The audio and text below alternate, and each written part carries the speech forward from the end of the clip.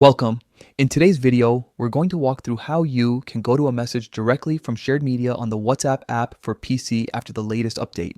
This new feature makes it easier than ever to trace any photo, video, or file back to its original chat message. So let's get started.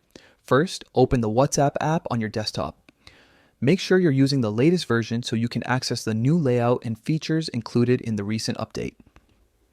Once the app opens, look to the left side of your screen. You'll notice a menu with a few icons.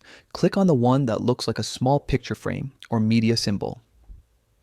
This icon takes you to your shared media section. Here, WhatsApp neatly organizes your shared files, including photos, videos, and documents from all your chats. It's a great place to revisit recently shared content without scrolling endlessly through conversations. Next, choose Media. This will open all the media files that have been sent or received.